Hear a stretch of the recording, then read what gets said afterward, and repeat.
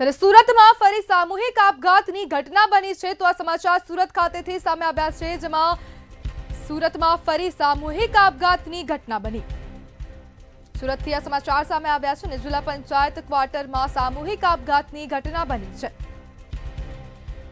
શ્રી પિતાએ બે પુત્રો સાથે પોતાનું જીવન ટૂંકાવ્યું છે તો આ સમાચાર સુરત ખાતેથી સામે આવ્યા જેમાં સામૂહિક આપઘાતનો વધુ એક બનાવ સામે આવ્યો છે 3 વર્ષીય અને 8 વર્ષીય પુત્ર સાથે પિતાએ આપઘાત કર્યો છે પરિવારે અગમ્ય કારણોસર આપઘાત કર્યો છે આપણી સાથે સંવાદદાતા રાબિયા સાલે ફોન લાઈનથી જોડાઈ ગયા છે જી રાબિયા જે પ્રમાણે હવે આજના દિવસમાં બીજો બનાવ સામે આવ્યો છે શું કહેશો ખૂબ જ ખરાબ ઘટના કહી શકાય એક જ દિવસમાં બે આપઘાત એક આપઘાતમાં માતાએ દીકરા સાથે આપઘાત કર્યો તો બીજા આપઘાતની જે ઘટના અત્યારે સામે આવી રહી છે એ પિતાએ બે દીકરાઓ સાથે આપઘાત કર્યો છે વધુ એક સામૂહિક આપઘાતની ઘટનાને લઈને આખા સુરત શહેરમાં ચર્ચાનો વિષય બની ગયો છે જિલ્લા પંચાયત ક્વાર્ટર્સ છે સુરત ખાતે ત્યાં સામૂહિક આપઘાતની આ ઘટના ઘટી છે આ ઘટનાની અંદર પિતાએ બે પુત્રોની સાથે આપઘાત કરી લેતા ચકચાર મચી જવા પામી છે તેમાં તો એક પુત્ર માત્ર 3 વર્ષનો અને જ્યારે બીજો પુત્ર 8 વર્ષનો હોવાનું સામે આવી રહ્યું છે જોકે આ જે આપઘાત કરવાનું કારણ છે હજી સુધી અકબંધ જોવા મળી રહ્યું છે સમગ્ર મામલો પોલીસ સુધી પહોંચતા પોલીસે સર્વે જઈને તપાસ હાલ હાથ ધરી છે કે વ્યાજખોરોના ત્રાસથી કે અન્ય કોઈ કારણોસર કે દેવું થઈ જતા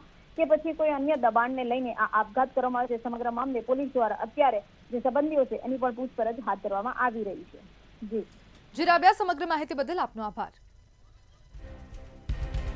પરિવારે અગમ્ય કારણોસર આપઘાત કર્યો છે ને એક જ દિવસમાં સુરતથી આ બીજી ઘટના સામે આવી છે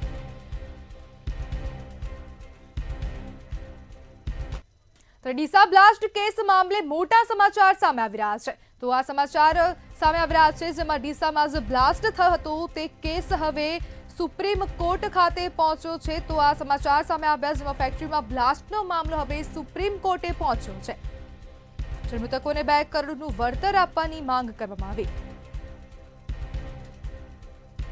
વકીલ ઉત્કર્ષ દવે દ્વારા સુપ્રીમ કોર્ટમાં અરજી દાખલ કરવામાં આવી છે ડીસાનો બ્લાસ્ટ કેસ હવે સુપ્રીમ કોર્ટ ખાતે પહોંચ્યો છે અને તપાસ ગુજરાત બહારની પોલીસ પાસે કરાવવાની માંગ કરવામાં આવી છે અધિકારીઓ વિરુદ્ધ તપાસ કરાવવાની માંગ કરવામાં આવી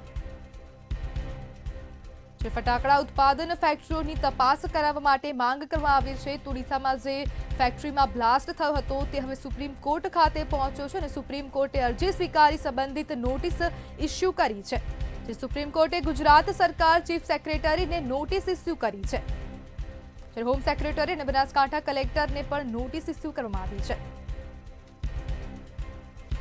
ડીસામાં જે ફટાકડા ફેક્ટરીમાં બ્લાસ્ટ થયો હતો તે હવે સુપ્રીમ કોર્ટ ખાતે પહોંચ્યો છે અને સુપ્રીમ કોર્ટે હવે ગુજરાત સરકારને પણ નોટિસ ઇસ્યુ કરી છે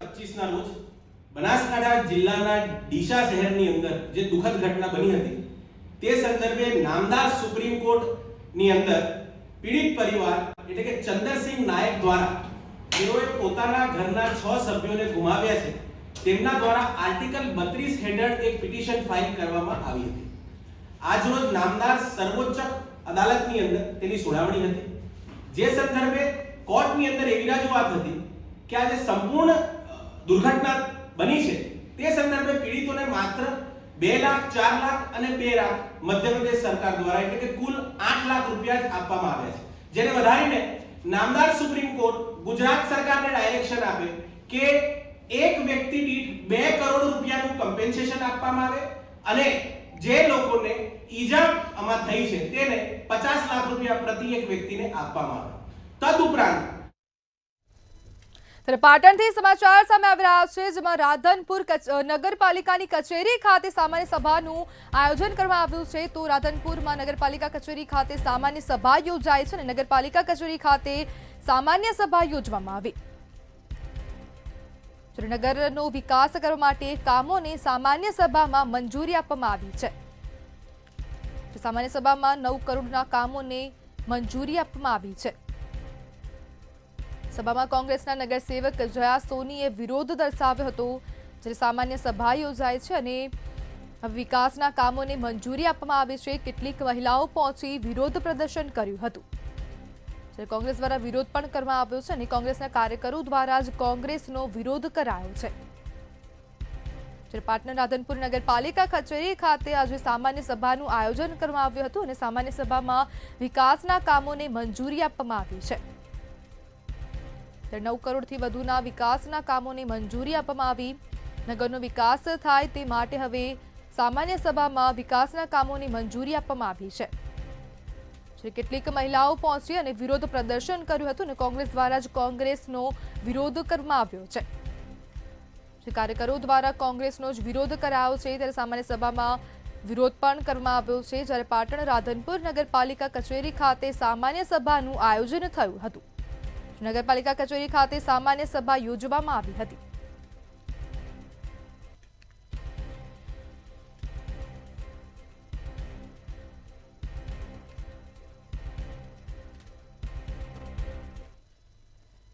રાજકોટના રતનપરમાં વિદેશી વિદ્યાર્થીઓના આતંકનો મામલો સામે આવી રહ્યો છે. તો આ સમાચાર સામે આવી રહ્યા છે રાજકોટના રતનપર ગામ ખાતેથી જેમાં વિદેશી વિદ્યાર્થીઓના આતંકનો મામલો સામે આવ્યો. મારવાડી કોલેજના વિદેશી વિદ્યાર્થીઓ પર આક્ષેપો કરાયા હતા. ડ્રગ્સ, સેક્સ રેકેટ સહિતની પ્રવૃત્તિઓનો આક્ષેપ કરાયો હતો. તેને લઈને હવે વધુ સમાચાર સામે આવ્યા છે જેમાં રતનપર ગામના લોકોએ વિદ્યાર્થીઓ પર આક્ષેપ કર્યો હતો.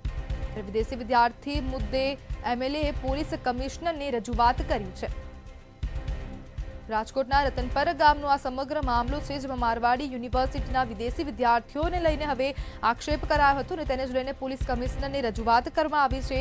જ્યારે ભાડા કરાર છે કે નહીં, પાસપોર્ટ સહિતની તપાસ કરવામાં આવે. જ્યારે ભૂતકાળમાં મારવાડી યુનિવર્સિટીમાંથી ગાંજાના છોડ પણ મળી આવ્યા હતા.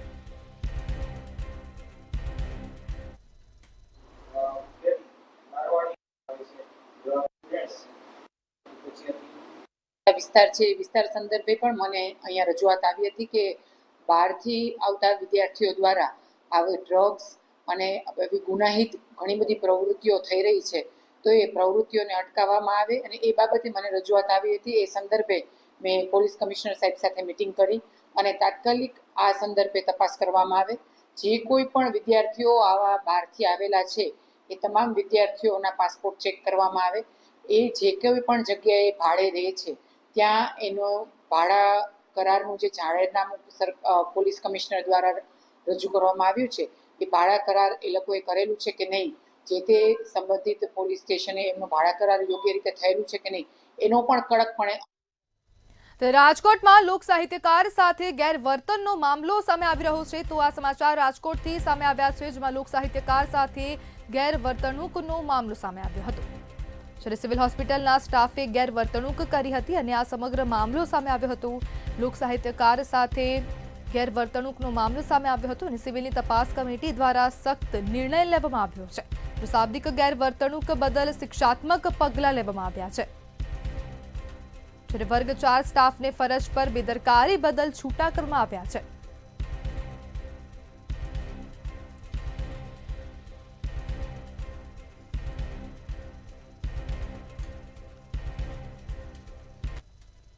મહેસાણાથી સમાચાર સામે આવી રહ્યા છે જેમાં અર્બન બેંકમાં હવે મામલો સામે આવ્યો છે જેમાં સમાજવાદનો મામલો સામે આવ્યો છે. ત્યારે જિલ્લામાં અર્બન બેંકમાં સમાજવાદનો મામલો સામે આવ્યો. અર્બન બેંકનો વિશ્વાસ પેનલના ડીએમ પટેલનો ઓડિયો વાયરલ થયો છે. ડીએમ પટેલ અને અજાણ્યા વ્યક્તિની વાતનો ઓડિયો વાયરલ થયો છે. 84 સમાજના લોકોને જ સભ્ય બનાવવાની હોવાની વાત કરવામાં આવી છે. 84 સમાજના લોકોને જે સભ્ય બનાવવાના છે તેવો ઓડિયો વાયરલ થયો છે. જ્યારે અર્બન બેંકમાં હવે સમાજવાદનો મામલો સામે આવ્યો અને ડીએમ પટેલનો ઓડિયો વાયરલ થતા અનેક સવાલો ઉભા થયા છે.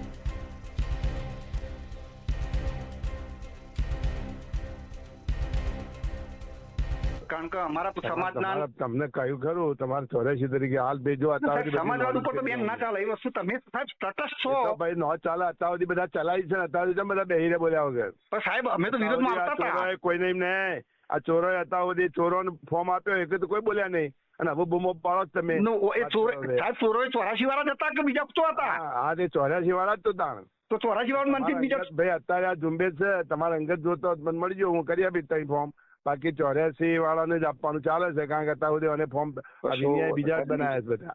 હા એટલા બરોબર માટે છે. જે રહી ગયા છે ને એમનું જ ચાલે. સાંભળી લો, તમે RBI માં લખો. હા તો સાહેબ તમને મેં ફોન કેમ કર્યો? તમે તટસ્થ હતા એટલે. હા, એ પણ હું દિવસ તમને લખ્યું તો કયું ખરું, મેં જે હતું સ્પેક કીધું તમને. એ તો તમે સાહેબ બધા કોઈ જવાબ હરખો નહીં આલે, કારણ કે અત્યાર સુધી તો જવાબ જ કોઈ નતો હાલતો. આ તો અને જવાબે આપણે હમણાં જ ચાલુ કર્યા કે ભાઈ જે રહી ગયા હતા આ બધા બીજા બધા વહેંચણી કરી હતી, તો જે રહી ગયા હતા એવા માણસો આપણે આપો. બરોબર. તમારા અંગત જોતો હોય તો મને કહેજો, પણ હું કરી આપો હોય. બાકી હાલ જે ઝુંબેશ ચાલે 84 માટે જ ચાલે, આ તો સ્પષ્ટ કહી દઉં. ત્યારે ભાવનગર શહેરમાં દુષ્કર્મનો આરોપી ઝડપાયો છે. તો આ સમાચાર ભાવનગર ખાતેથી સામે આવ્યા, જેમાં દુષ્કર્મનો આરોપી ઝડપાયો છે. ભાવનગર શહેરથી સમાચાર સામે આવી રહ્યા છે. ગંગાજળિયા પોલીસે દુષ્કર્મના આરોપીને ઝડપી પાડ્યો છે. જ્યારે ફુલસર વિસ્તારના રામદેવનગરમાં આરોપી રહેતો હતો અને તેની ધરપકડ કરવામાં આવી છે. પોલીસ દ્વારા આ મહત્વપૂર્ણ કામગીરી કરાઈ અને આરોપી સામે પોક્સો અંતર્ગત દુષ્કર્મની ફરિયાદ નોંધાઈ હતી. સગીરા સાથે શારીરિક અડપલાને લઈને ફરિયાદ કરાઈ હતી અને તેની જ હવે અટકાયત કરવામાં આવી છે અને ઝડપી પાડવામાં આવ્યો છે. વિશ્વજીત મેર નામના આરોપીને ઝડપીની કાર્યવાહી હાથ ધરવામાં આવી. ત્યારે ભાવનગર શહેરમાં દુષ્કર્મનો આરોપી ઝડપાયો છે. તો આ સમાચાર સામે આવી રહ્યા છે. પોક્સો એક્ટ અંતર્ગત તેની ધરપકડ કરવામાં આવી છે અને ગંગાજળિયા પોલીસે દુષ્કર્મના આરોપીને ઝડપી પાડ્યો છે.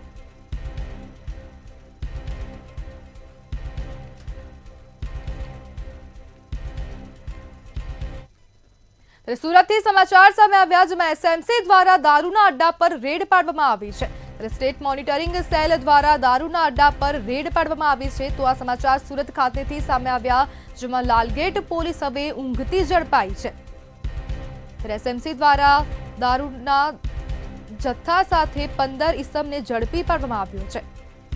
જ્યારે SMC દારૂની નાની મોટી અને 993 બોટલો જપ્ત કરી. 12 મોબાઈલ, 23 સોડા બોટલ અને 48 પાણી બોટલ જપ્ત કરવામાં આવી છે. SMC દ્વારા દારૂના અડ્ડા પર રેડ પાડવામાં આવી છે. જ્યારે પોલીસે મુખ્ય આરોપી અને સપ્લાયરને વોન્ટેડ જાહેર કર્યા છે.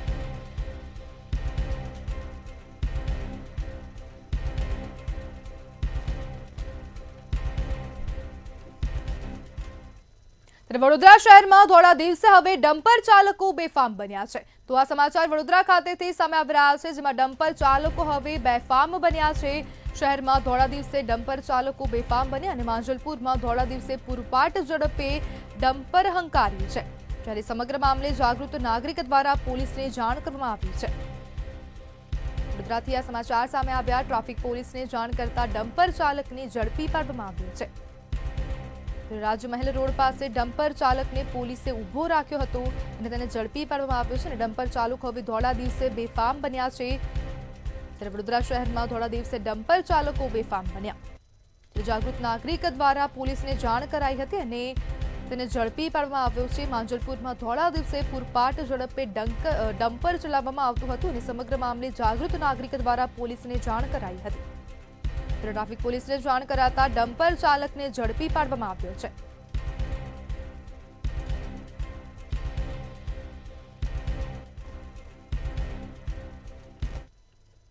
સમાચારમાં આગળ વાત કરીએ તો આણંદથી મહત્વના સમાચાર સામે આવી રહ્યા છે. તો આણંદથી આ સમાચાર સામે આવ્યા, જેમાં ખંભાત પ્રાંત અધિકારીના વર્તનથી વકીલોમાં આક્રોશ જોવા મળી રહ્યો છે. પ્રાંત કચેરીના કામથી અળગા રહી વકીલોએ વિરોધ નોંધાવ્યો છે.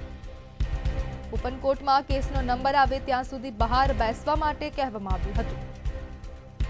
જ્યારે SDMએ વકીલોને બહાર બેસવાનું કહેતા વકીલોમાં આક્રોશ ફેલાયો છે. કેસો દરમિયાન ઓપન કોર્ટમાં વકીલોને અંદર બેસવા ઠરાવ કરવામાં આવ્યો છે. શું નામ તમારું? અધિકારીને તમે ઠરાવ આપવામાં આવ્યો?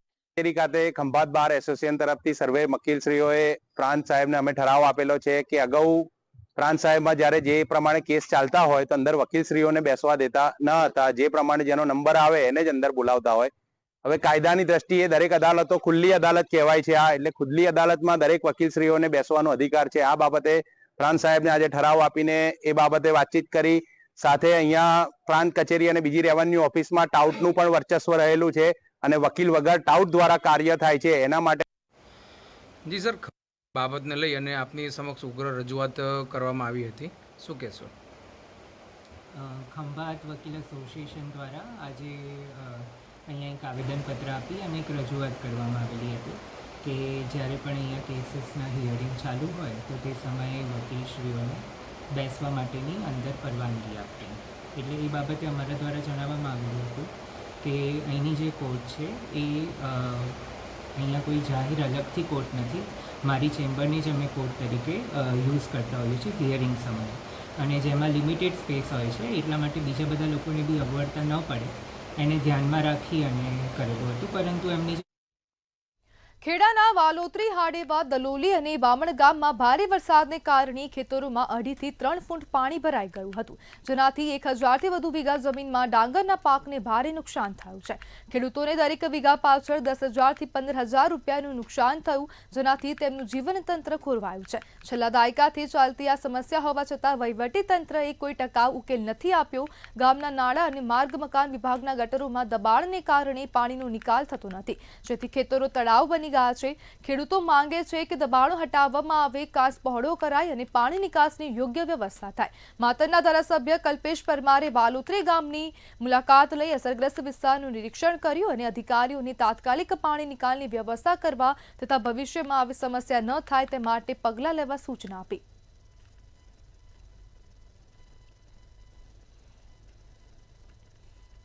ધાનેરાની જીવાણા ડેરીમાં પશુપાલકોને 5 પગાર ન મળતા ઊભો થયેલો વિવાદ ચર્ચામાં હતો અને ગેરરીતિઓના આક્ષેપો વચ્ચે ડેરી નિયામક મંડળની ચૂંટણી પોલીસ બંદોબસ્ત અને ચૂંટણી અધિકારીની હાજરીમાં યોજાઈ હતી. 475 સભાસદોમાંથી 366 દૂધ ગ્રાહકો અને 167 સભાસદોએ મતદાન કર્યું હતું, જેમાં પરિવર્તન પેનલના 15 સભ્યોએ જીત મેળવી, જ્યારે સત્તાધારી પેનલની હાર થઈ છે. જ્યારે વિજેતા પેનલે ચૂંટણી પારદર્શક હોવાનો દાવો કર્યો અને જોકે સત્તાધારી પક્ષે ગોટાળાના આક્ષેપો કર્યા. પરિવર્તન પેનલે વિવાદનો કાયમી ઉકેલ લાવવાની ખાતરી આપી, પરંતુ પશુપાલકોના પગારનો મુદ્દો હજુ અટકેલો છે. ખેડૂત આગેવાનોએ ચીમકી આપી છે કે જો વહીવટીતંત્ર તાત્કાલિક પગાર ચૂકવે નહીં તો સાબરકાંઠાની ઘટનાની જેમ ઉગ્ર આંદોલન કરવામાં આવશે.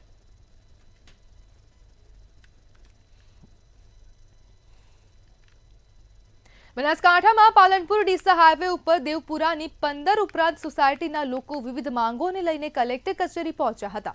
દેવપુરામાં આવેલી Khodiyarnagar society, Sukanvila society, Navdurga society સહિત 15 જેટલી સોસાયટીઓના રહીશોએ વિવિધ પ્રશ્નોને લઈને રજૂઆત કરી હતી. પાણીના નિકાલની કોઈ જ વ્યવસ્થા ન હોવાના કારણે સ્થાનિકોને મુશ્કેલી પડી રહી છે. સ્થાનિકોએ પોતાના પ્રશ્નોના ઝડપી નિકાલ કરવા કલેક્ટરને રજૂઆત કરી હતી.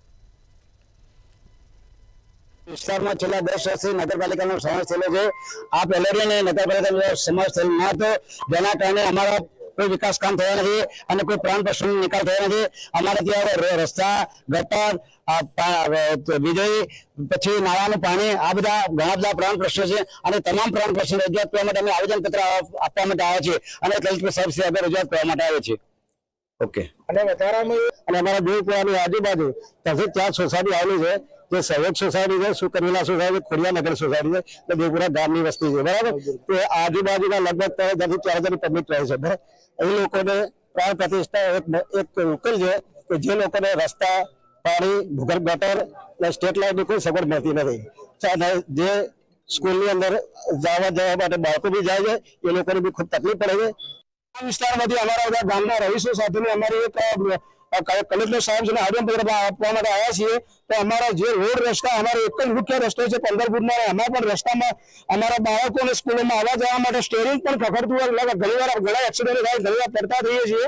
તો એનો રોડ રસ્તો વ્યવસ્થિત સારો બને. ભૂગર્ભ ગટર યોજના ચાલુ કામ કરીએ છેલ્લા 12 મહિનાથી, તો હજી એનું કામ પૂરું થયું નથી. અને બંને બાજુ દેવપુરાની બંને બાજુ રેલવે નાળા આવી ગયા છે, તો એની કોઈ સ્ટેટ લાઇટ એની બરોબર કોઈ ચોમાસું પાણી નિકાલની વ્યવસ્થા નથી, પછી કોઈ લાઇટની વ્યવસ્થા નથી. અત્યારે ચોમાસાની અંદર તમે ઘરે ઘરે આવીને જો પબ્લિક બધી બીમાર પડેલી છે. ચોમાસાની હાલ બીમારીના કારણે કોઈ લગીર પાણી વ્યવસ્થાની મહેરબાની કરીને પાણી યોજના કે પાણી નીકળવું જોઈએ. પછી જે અમારા માટે રેલવે બ્રિજ છે એના માટે કોઈ લાઇટની વ્યવસ્થા નથી. બેન દીકરી સાંજ સવાર નીકળે કોઈ જગ્યા નથી. અમારા બાજુમાં સ્કૂલ આવેલી છે, સ્કૂલના અંદર પ્રાથમિક શાળા નથી. 3 વાર સુરેન્દ્રનગર ખાતે કોંગ્રેસના આગેવાનો અને રહીશોએ વિરોધ કર્યો છે। દુધરેજ પાસે તંત્ર દ્વારા બંધ કરેલ પુલ પર વિરોધ નોંધવામાં આવ્યો છે। દુધરેજ પુલ બંધ કરવાથી વાહન ચાલકોને ભારે હાલાકી ભોગવવાનો વારો આવ્યો છે। પુલ પર રામધૂન બોલાવી વિરોધ નોંધાવવામાં આવ્યો હતો। આ સાથે જ વાહન ચાલકોને ડાયવર્ઝન પરથી ફરીને જવાનો વારો આવ્યો છે। તાત્કાલિક પુલનું રિપેરિંગ કરવામાં આવે તેમજ પુલ નાના વાહનો માટે શરૂ રાખવા માંગ કરવામાં આવી છે। સુરેન્દ્રનગર ખાતે પુલ પર વિરોધ નોંધવામાં આવ્યો છે। આજે અમે દુધરેજ નર્મદાના પુલે તંત્રને જગાડવા માટે રામધૂનનો એક કાર્યક્રમ રાખેલ છે, જેથી કરીને નિર્ભર તંત્ર જાગે। આજે છેલ્લા 8 દિવસથી આ દુધરેજ નર્મદાનો જે પુલ આવેલ છે તે જર્જરિત હોવાના બહાને તંત્રએ બંધ કરી દીધેલ છે અને આ નવા પુલનું ટેન્ડર પણ આજ દિવસ સુધી બહાર પાડેલ નથી અને કોઈ કોન્ટ્રાક્ટર પણ તૈયાર થતું નથી કામ કરવા માટે, કેમ કે આમાં તેમને મલાઈ મળે નહીં અને ભ્રષ્ટાચાર થાય નહીં તો આ પ્રજાને કેટલી મુશ્કેલી પડે છે। ઝડપથી કામ થઈ રહ્યું છે, બંને બાજુ દિવાલ કરી દેવામાં આવી, પણ ત્યારબાદ લોકોને થોડીક આશા જાગી કે ચાલો તરત જ કામ કરી દેવામાં આવશે, પણ છેલ્લા 6 દિવસથી કોઈ જ કામ પ્રક્રિયા ચાલુ થઈ નથી। જ્યારે સુરેન્દ્રનગરથી કચ્છ, ધાંગધ્રા, પાટડી, દસાડા તરફ આશરે 2000 જેટલા વાહન ચાલકો અહીંથી પસાર થઈ રહ્યા છે, ત્યારે લોકોને ખૂબ જ હાલાકી થઈ રહી છે। અને જ્યારે ચૂંટણી નજીક આવી રહી હોય ત્યારે તો ભાજપના નેતા બહુ મોટી મોટી વાતો કરતા, અમે તમને પેરિસ જેવા રોડ બનાવી દેવી, અમે તમને અમેરિકા જેવા રોડ બનાવી દઈએ। તો અત્યારે આ જે પરિસ્થિતિ બહુ ખરાબ છે તો તમે આવો, પેરિસ જેવા રોડ નથી પણ અમને ખાલી 2 વ્હીલ ચાલે એવા રસ્તા બનાવી દો। સુરતમાં વધુ એક સામૂહિક આપઘાતની ઘટના સામે આવી છે। 7 વર્ષના પુત્ર સાથે માતાએ ઝેરી દવા ગટગટાવી છે। શહેરના લસકાણા વિસ્તારની ચકચારી ઘટના સામે આવી છે, જ્યાં પ્રથમ પુત્રને દવા પીવડાવી માતાએ પણ ગટગટાવી હતી અને સારવાર દરમિયાન માતાનું મોત નીપજ્યું છે, જ્યારે પુત્રની હાલત ગંભીર છે। માતા પુત્રના સજોડે આપઘાતનું કારણ હજુ સુધી અકબંધ જોવા મળ્યું છે, તેમજ પોલીસે ગુનો નોંધીને તપાસના ચક્રો ગતિમાન કર્યા।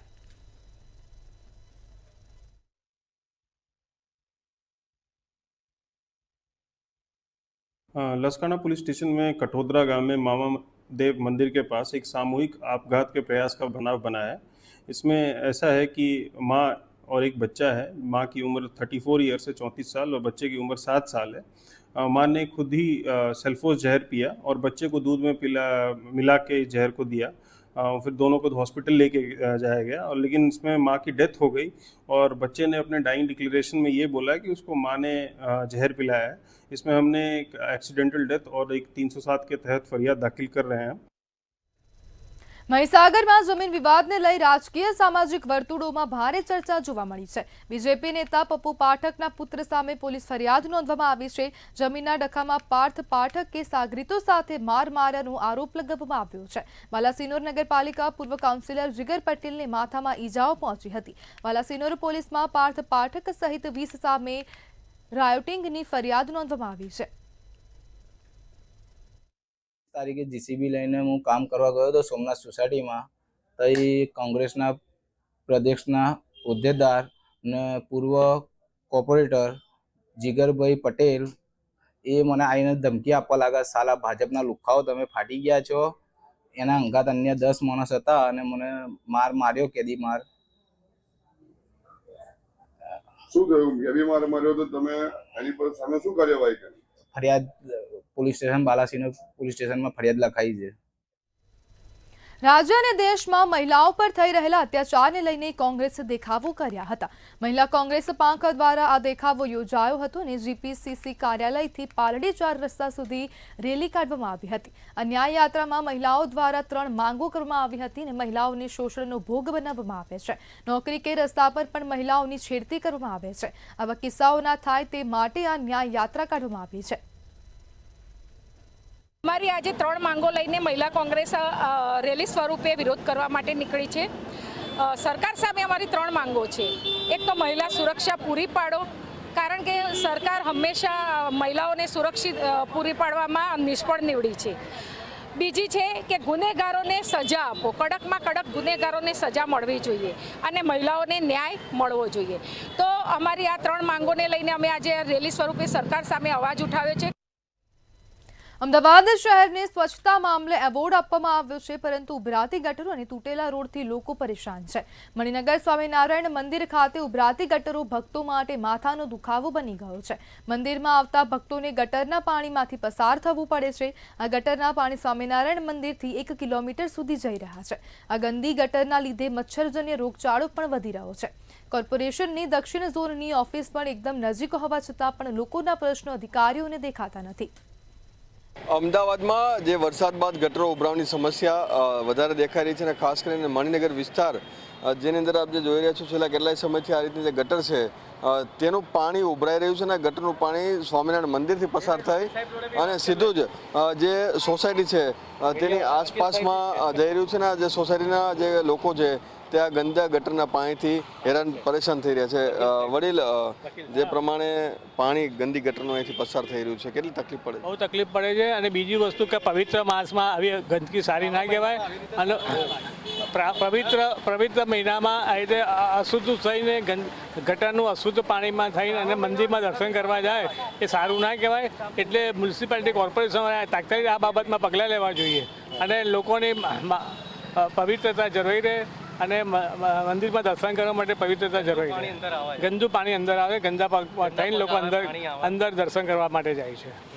બીજા પણ ઘણા બધા લોકો છે, આપણે એમની પાસેથી જાણીશું કે આ પાણી જે છે સોસાયટીઓમાં જઈ રહ્યું છે. અચ્છા, સોસાયટીમાં જે પાણી જઈ રહ્યું છે મચ્છર થતા હશે, મચ્છરજન્ય રોગચાળો પણ થતો હશે. મણિનગર રામબાગ જે માર્ગ છે ત્યાં સ્વામિનારાયણ મંદિરની પાસેની જે મુખ્ય ગટરો છે એ ઉભરાઈ અને સીધું એનું પાણી આગળની જયનગર સોસાયટી, વૃંદાવન સોસાયટી સહિતના લગભગ 1 કિલોમીટરના વિસ્તારમાં છેલ્લા 10 દિવસથી આ ગટરના ગંદા પાણી આપણે ઉભરાઈ રહ્યા છે, પરંતુ તંત્ર હજુ સુધી આ ગટરના પાણીનો નિકાલ કરવા આવ્યું નથી. શ્રાવણ માસ ચાલે છે, હરિભક્તો આ મંદિરમાં દર્શન માટે આવતા હોય છે.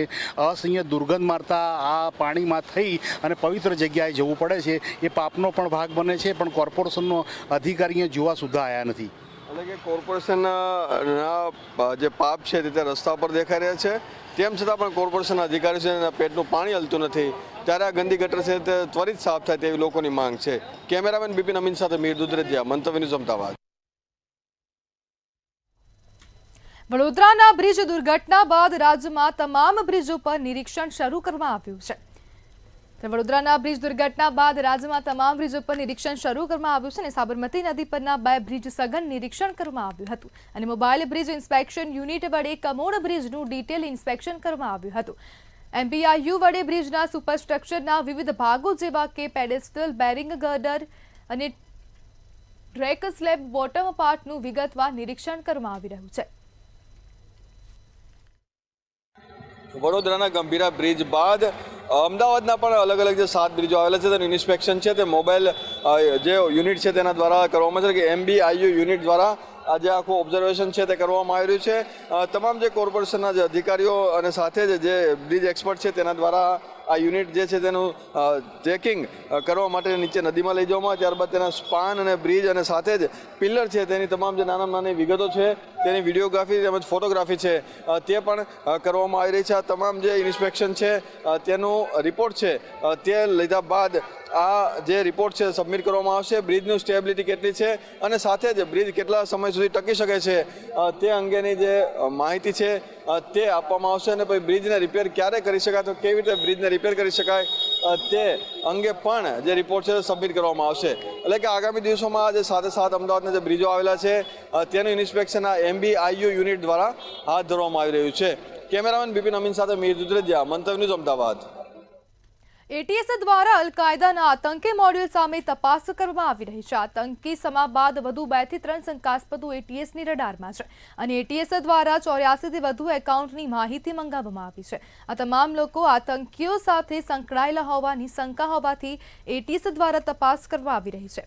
ATSએ સમા પરવીન અને મોહમ્મદ ફેકની પૂછપરછ કરી અને બંને અલગ અલગ વ્યક્તિઓના સંપર્કમાં હતા તેમની તપાસ થઈ રહી છે. આતંકવાદીઓ એકબીજા સાથે સોશિયલ મીડિયા દ્વારા સંપર્કમાં હતા.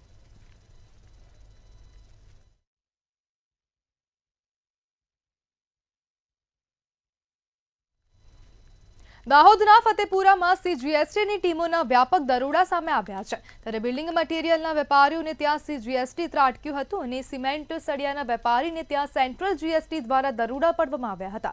અમીર મશીનરી એન્ડ હાર્ડવેર સ્ટોર પર પણ દરોડા પાડવામાં આવ્યા હતા. ત્યારે ગતરોજ મોડી રાત્રિ સુધી મેગા સર્ચ ઓપરેશન ચાલ્યું હતું જ્યારે તપાસમાં લાખોની કરચોરી બહાર આવવાની શક્યતા જોવા મળી રહી છે. સીજીએસટીના દરોડાને પગલે કરચોરોમાં ફફડાટ ફેલાયો છે. તો શહેરથી ગામ સુધીમાં હાલ બસ આટલું જ. વધુ માહિતી માટે જોતા રહો મંતવ્ય ન્યૂઝ. નમસ્કાર.